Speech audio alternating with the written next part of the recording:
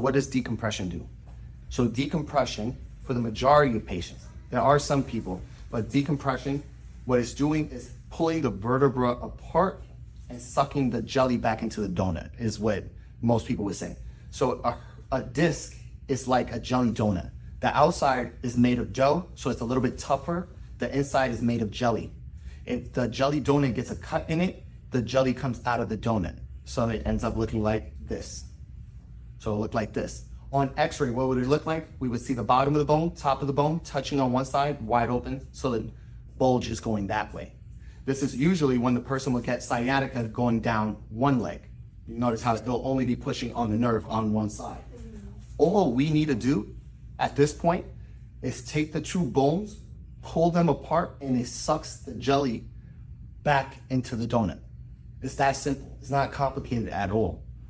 The problem is, we pull it back in and you'll notice people are in pain, it's a little tough on them, so we can't take them to the weight that we would need to pull this back.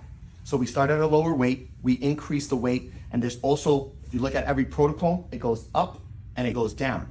Why does it do that? That's called imbibition. And so what that's doing is the disc has no blood supply. So now it has an injury. If you cut your arm, you pull it up like it scabs and it heals. You cut a disc, it will never scab and it will never heal. So a person with a disc injury, yeah, they need a cut for the rest of their life. There is no other option. That's just the way it is. But when you pump it the way we do, where you pull, release, it steals nutrients from the top bone, it steals nutrients from the bottom bone, and it helps repair the disc. So the pumping of the disc helps repair the disc. That's why a good exercise for patients to do at home is walk. If anybody ever asks you what's a good exercise for you to do at home, walking. That's a natural form of imbibition. Every time you walk, it pumps the disc.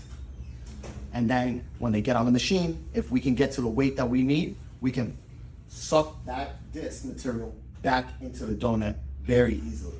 If we can't get the weight that we need, it will be kind of like this, where we take the x-ray and you can see that there's space, but it's kind of there. That also happens when people don't come in enough.